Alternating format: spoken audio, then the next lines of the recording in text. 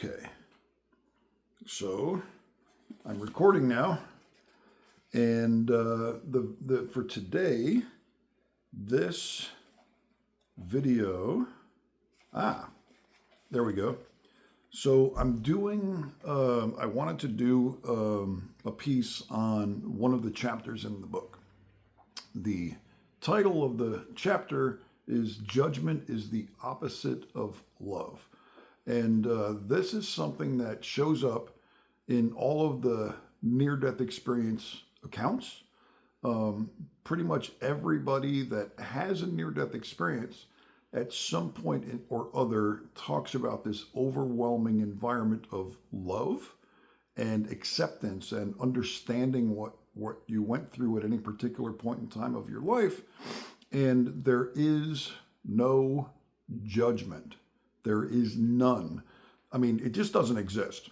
The entire idea, this concept that you hear about all the time of, when you, it's cliche that supposedly when you die, you're going to go to heaven, and then there's a checkpoint, the pearly gates, where you will be judged based on the content of your life, of everything you've done. And then that's the decision point. You either get allowed into heaven or you go to hell. Well, spoiler alert, hell doesn't exist, number one. And again, this isn't me talking here. This is the near-death experience data that's talking. And I'm talking thousands and thousands of events. There's like 25,000 to 30,000 brand new near-death experiences that occur around the world every day. The amount of data is overwhelming. It's impossible to ignore. There is no judgment. There is no judgmental God figure or gatekeeper figure who's like, you go to hell and you go to heaven. That doesn't happen. It doesn't happen at all. It doesn't exist. It's a myth. It's a lie. Okay? If that's what you've been told your entire life, you got some questions that you can ask and you can do your own research. I don't care what you believe. It doesn't matter at all because, and here's why, here's the trump card. When you actually do die and you cross over and you go to the other side, you will find that many of the things that you thought were what happens are not what actually happens. So you can relax. And that's the key point here. And again, I'm talking, there's my book, okay? You're going to die someday, right? Near-death experiences reveal what happens next. And chapter 17 of the book is Judgment is the Opposite of Love. And that's the result of this analysis of what happens at that point. There are all kinds of touching examples of people who were afraid of being judged, that they think that there's a contradiction between the way they're living their life or things that they've done in their lives, and they're concerned about, am I going to be judged when I die? When I cross over and I go to heaven and I'm facing God, is there this moment of judgment? The short answer is nope. The long answer is doesn't happen. Nobody cares. That there is no judgment. Judgment is the opposite of love. That the acceptance of whatever you did during your life, which includes everything, that it's all taken in context, and that it's presented as part of the life review, that you are allowed to face these situations in which maybe you didn't make the best decisions, and maybe you felt you made somebody else feel terrible. Maybe you were being a butthead, right? You said something and you made somebody else feel bad. Well, all of that is taken in context. It's not a judgmental thing. It's presented more as a learning experience. You see what you did there, and you see how you made that person feel bad. Okay, well, you learn from that and you move on. That's okay. There's one example. There was a woman who was concerned because she had an abortion. Oh my God, she was like, oh, that's murdering a child. Life begins at conception. Okay, fine. But in the context of judgment, God, going to hell, all of that doesn't even come up. Not an issue. Doesn't matter in that context. I'm not saying it doesn't matter at all. I'm just saying it's obviously a life decision. Okay. So I'm going to plug this video, this raw video that I'm shooting right here, is going to go into a program called the Format Finder, which is part of the One Peak Creative products, which I subscribe to. And I'm going to take this video, however long it is, and I'm going to feed it into there.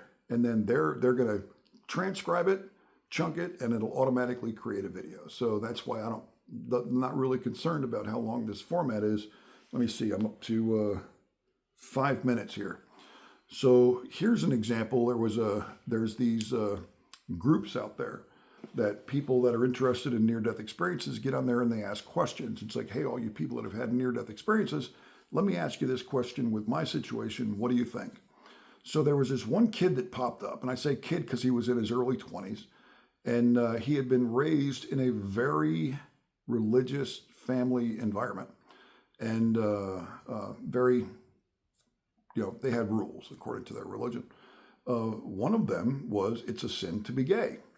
Okay, and this guy was a homosexual, and he was in the closet. He had a few of his closest friends and knew about it.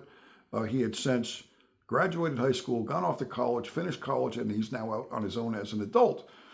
And he's coming to terms with the conflict between his religious upbringing, his family's beliefs, and how he's living his life. He had not come out to his family, but he knew that if he did, they would immediately say, you're a sinner and you're going to hell. Well, because that's what he had heard his entire life. So his question, and he was honestly conflicted between what it was that how he was raised and his own life. So his question was, how's this going to work out? So that question prompted me to take a deep dive on this. And I did. I looked through, all the data that I could find on it. And the bottom line answer was nobody cares when it comes to human sexuality and who you decide to rub your genitals against in the afterlife as part of a near-death experience or a life review or whatever. It doesn't even come up. I mean, to the point of it's completely ignored. It never comes up in conversation. Nobody says, oh my God, you were gay, so that means you go straight to hell. Well, hell doesn't exist. Okay, what will come up is if, let's say, for example, you were in a gay marriage. How did you treat your partner? How did you make that person feel? Were you a good person? Were you a bad person? The whole sexuality thing of homosexuality or bi or anything else doesn't even touch the radar. It's like it's not there. There's no, because if it was a thing, if it was a big point, then that would be primetime, #1 headline story. Oh my God, let's look at near-death experiences when it comes to homosexualities. The data confirms that if you're homosexual, well, you're screwed. Well, guess what? You might be screwed, but you're not screwed that way. Yeah, sorry for the joke, but you hear what I'm saying, right? It don't matter. It don't matter at all. Not even a little bit. Nothing. Nobody cares. We're driving these meat sacks around on the planet here, like, little Maseratis. We do what we do. And what you do with that in the meantime, nobody cares. The only thing that matters is how you make other people feel. Do you treat people with caring and love and respect and go out of your way to do the right thing by other people, right? And make other people feel good about themselves. Make yourself feel good about yourself. Love yourself first and all that. If you are a judgmental asshole and you go around all over the place, you're Karen in charge of the HOA and you think you want to spread your opinion on everybody else, that shit will come up on a life review much sooner than the fact that you happen to live as a homosexual or you are a homosexual or whatever.